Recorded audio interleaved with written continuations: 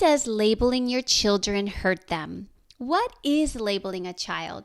Is it only negative labels that affect a child, or can positive labels hurt them too? Maybe you were labeled as a child and you know how that has hurt you and has stayed with you into adulthood. If you don't want that to be repeated in your child's life, you'll want to tune in to this episode. I'm talking about the dangers of labeling children, and we'll hear Bailey's story about how she and 3 others in her grade 4 class were told to stand up in front of the class so that everyone could call them outcasts. You're listening to the Renewed Mama podcast. I'm Kimberly Muhtar, and I help mamas like you stay renewed. As your host, my mission is simple. I help you renew your thoughts on repeat while you wash dishes or scrub toilets. I help you renew the words you say to yourself and to your children when it's the best day ever and when it spirals into chaos, temper tantrums, and sibling fights. I'm your coach, helping you to renew how you respond so that you keep showing up as the mama you want to be. If you want to stop labeling your children and speak life, belief, and promises over them that stay with them into adulthood and give them a strong belief in who they are, so that if and when someone else labels them, they don't cave, then you are in the right place. Keep scrubbing those toilets or folding laundry and stay renewed with me. Let's go. Did you know that the Renewed Mama podcast is on YouTube and Rumble? Do you sometimes want to talk to a friend while you wash dishes or chop veggies? If you'd like to laugh along with me as if we were sitting across from each other, then I invite you to push play and watch the podcast on YouTube or Rumble. Now, what is labeling a child? Labeling is calling or giving your child or student a descriptive adjective as if that trait was who they are. Some examples are ADHD, dyslexic, lazy, disorganized, disruptor, high energy, bully, too much, too loud, stubborn, mean, grumpy, rude, sassy, bossy, selfish, liar. You get the idea. Your children and your students are not these labels. I want to share with you Bailey's story about how she was labeled as a child. I know it's not an easy story to tell, so I'm grateful for Bailey sharing with us. My first memory ever was in kindergarten, and it wasn't a good memory, but my kindergarten teacher actually was extremely abusive. My first memory is of her hitting me in the face.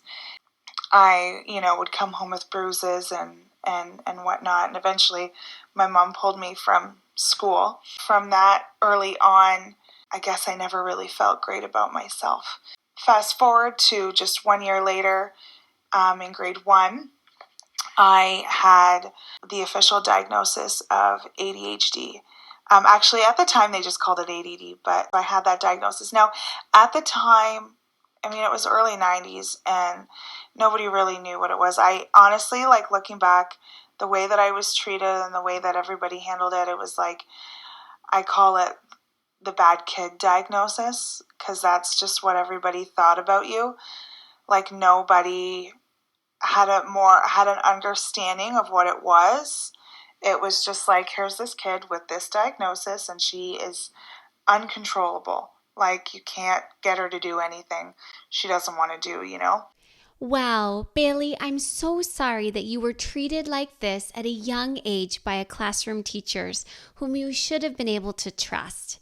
And sadly, you're not the only one who has been wounded by teachers. That breaks my heart. Throughout my schooling, it was just a really tough time for me. Even in church, I would actually say that both the church and school were the two places where it was kind of drilled into me that I wasn't good enough. I was too loud. too energetic, too wild, too strong-headed, too stupid at times, like in grade 4, I had this teacher. I don't know if I'm going to paint the picture properly, but imagine all the kids facing the front of the classroom. Well, there was 4 of us. She had a bookshelf and we were behind it facing the opposite direction. And she had all the kids in the class call us the outcasts. And, I was called stupid every day. And basically everything about who I was or who I thought I was, or maybe just my actions or whatever, it was not good enough. It was just too much. I feel like, negative label to put on a child, you could have slapped it on me and I probably would have believed it, If hearing what Bailey just said isn't enough to help you see how negative labels hurt our children, every negative label that you could have put on a child could have slapped it on me and I would have believed it. Wow. Why do we do this to our kids? Why do we give negative labels to our children and students? Is it that we don't understand them? Why? Why won't they sit down, shut up, follow directions when we need them to? It's too much in the classroom or a church class to have a child always talking, getting up, or causing trouble. That's understandable. But who said to handle it, you can hit them or embarrass them in front of the class by calling them outcasts or giving them negative labels? Is it that our personalities clash? Is it that we don't have time for this outburst or this misbehavior? What do we do with this super energetic child that won't sit still? They're driving us crazy.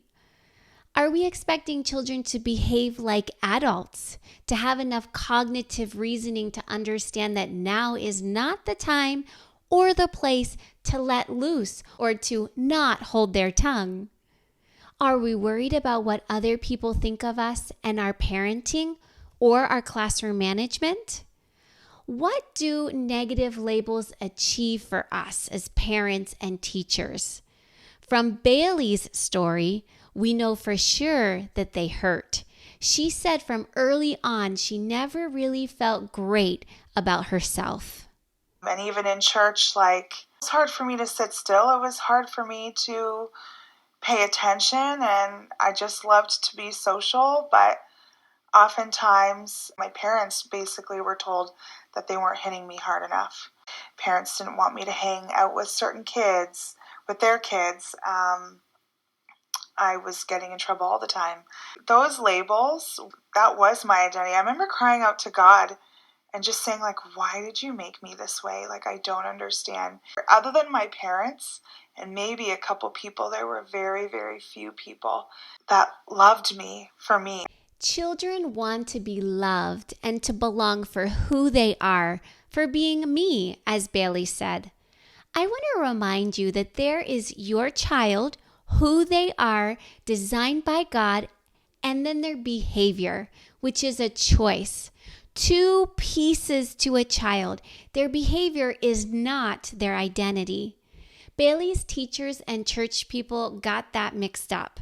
They saw her behavior, and when they didn't know how to handle it, they forgot her beautiful, God-given, made in His image identity. They spoke negatively about her behavior, labeling it as too much, and Bailey, as any child would, took that to mean her identity as her being too much. When really what Bailey needed was a whole lot of love and a little guidance in how to take all of that energy and spirit and the things she wanted to say and the friends she wanted to have and guide that into behavior right for the moment. At a very young age, I learned how to read people really well. I kind of had to kind of protect myself. I could just tell when someone didn't like me really quickly. And even though, as I did get older, that level of maturity kind of comes in, and I was able to grow up a bit, I guess, in some ways. But, I still was always still am, the girl that talks a lot or School did become easier. Like, my best grades in school were grade 11 and 12, and I was like, oh my word, like, how is it possible that I'm getting these grades? Like, I was so impressed with myself. But basically from ages 5 to, let's say, 15, just all that had happened in that time stayed with me. And then, you make choices based out of those identities, right? If you don't believe that you're good, you're going to seek out things that aren't good. You don't think that you deserve good things. Right out of high school, I got together with this guy, and I was in a very, very abusive relationship for 2.5 years. And there were choices, lots of choices that I made that just proved to people that they were all right, because I didn't actually believe that I was a good person, or I don't know, that I was worthy of anything good. Those negative labels can become self-fulfilling because, as you heard Bailey say, what happened to her between the ages of 5 and 15 stayed with her, and she made choices based on the wrong identity spoken over her. If you don't believe that you are good, you seek out things that aren't good. There is so much more that Bailey shared with me. Please stay tuned as I will highlight them in the next few episodes of the Renewed Mama podcast. There is so much that we can learn from Barry's story and not repeat, Mama. I'm so grateful for Bailey sharing her story with us. But for this episode, I just want to focus on the impact negative labels have on our children and students. I'm wondering if you have a story like Bailey. Did a teacher or a parent's negative labels hurt you? If so, share in the comments. I want to hear from you. Mama, we are all about renewing how we think, speak, and respond. Negative labels must be kicked out of our thoughts, our words, and our responses. I want to ask Bailey how she wishes her teacher would have responded to her. And guess what? I will get to. We are going to have Bailey on the show.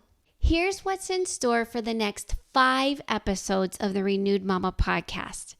On Thursday's episode, we'll talk about positive labels and whether or not they can help or hurt children. Could it be both? That will be episode 84. Bailey will tell us how life is miserable living by what others say about you instead of what God says about you. It's so true. I can't wait for you to hear what she shares about that. So we'll explore what it is that God says about you and your children.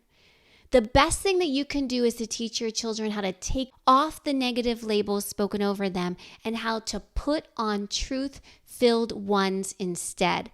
To do that, they need to know the truth of what God says about them. That's episode 85. We'll also talk practically about what you and your children can do if they experience the same negative, shaming, mistreatment in the classroom as Bailey did. That will be episode 86. Bailey also asks, which you will hear, why is it so hard for people to be Jesus to me? We all hurt others. How can we make it right with others when we mess up and place negative labels on them? That will be episode 87. And then the bonus, the grand finale for this series about labeling our children is having Bailey on the show with us. That is one episode you won't want to miss. Bailey is such a fun, spicy homeschool mama. One more thing, Mama, before we go. Where you once may have used a negative label over your children or students, I encourage you to use Speak Life badges, sticker award badges. I know that you want to celebrate, encourage, and motivate your children and students. I know that you want to help them break any lies that they are believing from negative labels put on them. Speak Life Badges is a tool that you can use to turn those negative labels into positive labels, to speak the opposite or the truth to your children and students. I know that Speak Life Badges is an actual label. It's a sticker award that your child or your student can wear on their shirt or put on their notebook or in their I Am Loved journal. But each sticker badge has a positive I am message that speaks to who they are as a person and who they can grow to become. Some badge phrases speak to their character, some speak to their actions or behavior. The scripts are a guide to help you to change your words and to speak in a way that stays patient, positive, and honors your child or student. You can get Speak Life badges at speaklifebadges.com. Words have a powerful influence. It doesn't matter whether they are spoken, written in a text, emailed, memed, heard in a song, or seen on TV. Words can portray life, encouragement, hope, or lies, such as, "You'll never be good enough. You'll never be successful. It's too hard. Why even try? I just can't get it like all the smart kids in class." Speak Life Badges helps you change the messages that your children hear and believe. They need to hear your words of life. They need to hear your words that encourage them in who they are as a person and who they can grow to become. Speak Life Badges are sticker award badges with an I am message so that your child owns and believes the truth spoken over them. And while children like being recognized with awards, the lasting influence are the words you speak over your child as you award them with the badge. Sometimes we just don't know how to speak life.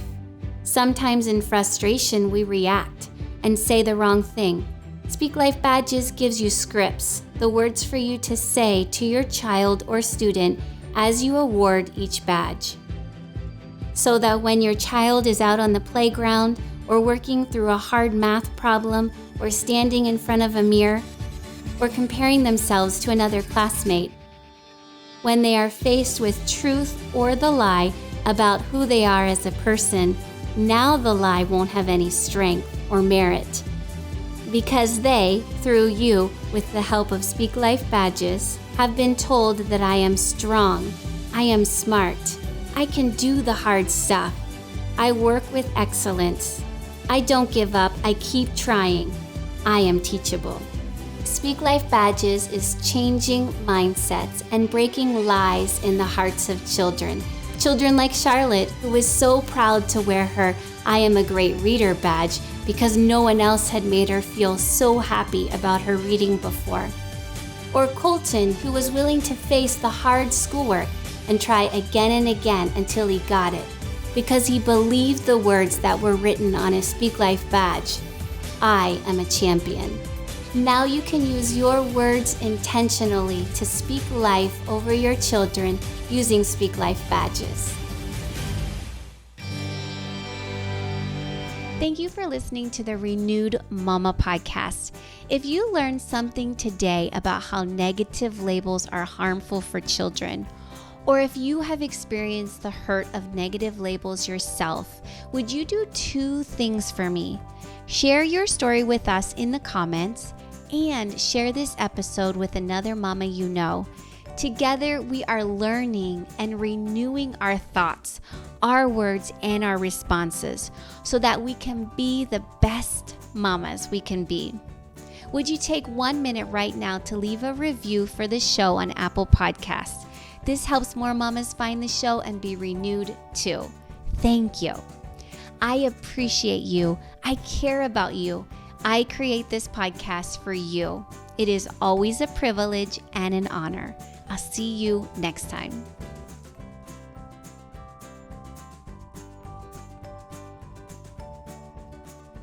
Austin the Hedgehog is bringing mailbox fun to your kids. Your children ages 3 to 13 can receive mailbox surprises like activity postcards, happy birthday cards, stickers, crafts, recipe cards, coloring pages, puzzles, special gifts like the I Am Loved journal, a tumbler, Austin's matching happy birthday toque, and so much more from Austin the Hedgehog, straight to your mailbox with their own name on it each month. All teaching life lessons such as helping, using time wisely, how to monitor their own screen time, how to choose the right friends. Being strong means more than just muscles, how to have self-control, and their words are like seeds that will grow into fruit in their life. It is oh so good from Austin the Hedgehog.